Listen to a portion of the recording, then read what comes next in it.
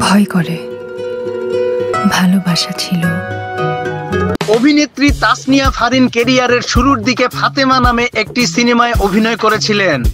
7 বছর পর সিনেমাটি দেশের প্রেক্ষাগৃহে মুক্তি পায় 2024 সালের 24শে মে। এর আগে ফাতেমা ইরানের 42তম ফজর আন্তর্জাতিক চলচ্চিত্র উৎসবে পুরস্কারও জিতে নেয়। এবার সিনেমাটি নিয়ে সদ্য শেষ হওয়া ঢাকা আন্তর্জাতিক চলচ্চিত্র উৎসবে জানালেন তার ঘুরে দাঁড়ানোর গল্প।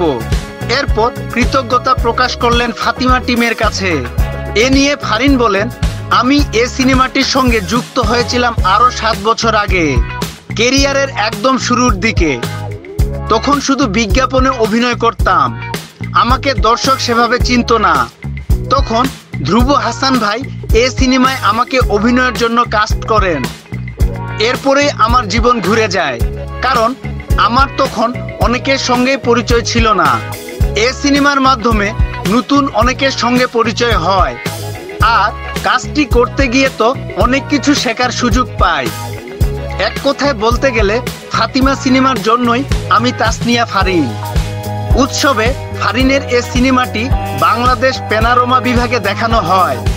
ছবিটিতে ফারিন ছাড়া আরও অভিনয় করেছেন ইয়াশ রোহান, তারিক আনাম খান, মানস বন্দ্যোপাধ্যায়, সুমিত সেনগুপ্ত, পান্থ কানাই প্রমুখ।